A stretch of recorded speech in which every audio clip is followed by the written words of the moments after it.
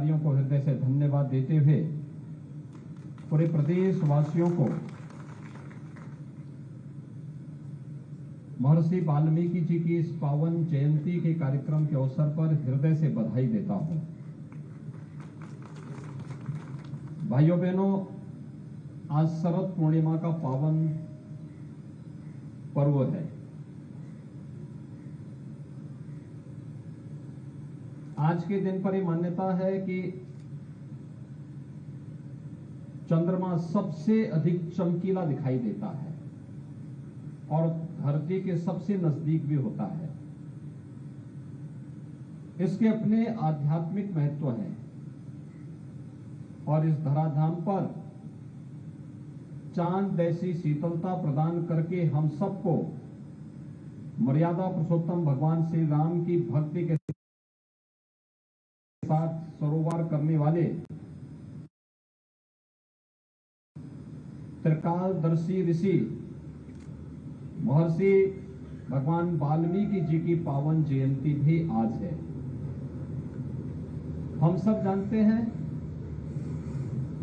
महर्षि वाल्मीकि जी ने ही भगवान श्री राम के साथ हम सबका साक्षात्कार करवाया। भगवान राम का पर पहला महाकाव्य वाल्मीकि रामायण के माध्यम से ही महर्षि वाल्मीकि जी ने रचा था और उसके बाद दुनिया की कोई भाषा ऐसी नहीं जो वाल्मीकि कृत रामायण को आधार बना करके मर्यादा पुरुषोत्तम भगवान श्री राम के पावन चरित्र को जन जन तक पहुंचाने का कार्य, अगर किसी को इसका श्रेय जाता है तो त्रेता युग में महर्षि वाल्मीकि जी को और कलयुग में संत तुलसीदास जी को, जिन्होंने अपनी अमर रचना के माध्यम से, पवित्र रामायण के माध्यम से पूरे देश और पूरी दुनिया तक भगवान श्री राम के पावन चरित्र को पहुंचा करके प्रत्येक नागरिक के मन में एक सकारात्मक ऊर्जा का भाव संचार करने का कार्य किया। यह हम सबका सौभाग्य है कि जब हम महर्षि वाल्मीकि जी के इस पावन जयंती कार्यक्रम में यहां पर वो एक साथ मिलकर के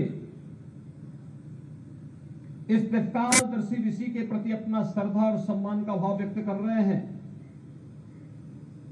उस अवसर पर मुझे बताते हुए प्रसन्नता है कि अयोध्या में मर्यादा पुरुषोत्तम भगवान श्री राम की पावन जन्मभूमि पर भगवान श्री राम के भव्य मंदिर के निर्माण का कार्य भी युद्ध स्तर पर चल रहा है। और यही नहीं,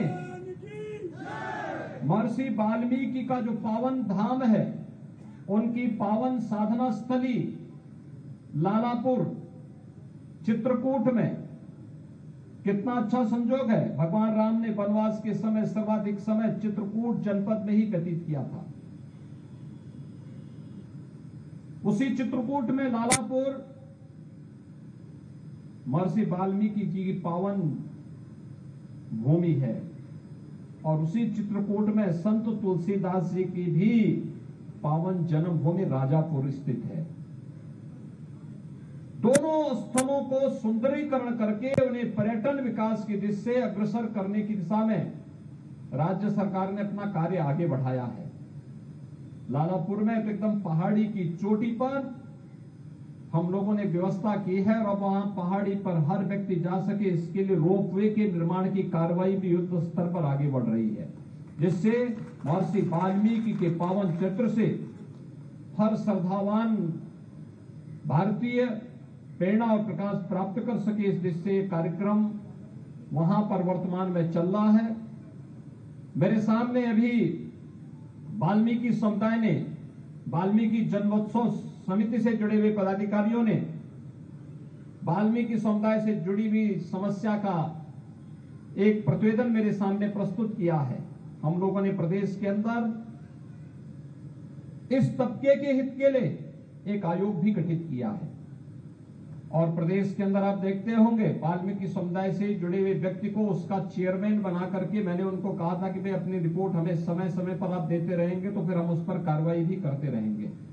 और मैं चाहूंगा कि इस दिशा में हम लोग शीघ्र निर्णय लेकर के वाल्मीकि समुदाय के उत्थान के लिए, उनके अच्छे भविष्य के लिए और सफाई कार्य के साथ जुड़े हुए प्रत्येक व्यक्ति को स्वस्थ रखने के लिए कार्य करने वाले जितने भी सफाई कार्मिक हैं, इनके उत्थान के लिए राज्य शासन के स्तर पर, केंद्र शासन के स्तर पर क्या कुछ अच्छी योजनाएं तैयार हो सकती हैं, इसके लिए वो आयोग अगर अपनी रिपोर्ट अविलंब हमें उपलब्ध कराता रहेगा तो राज्य सरकार को उसको आगे बढ़ाने में मदद मिलेगी।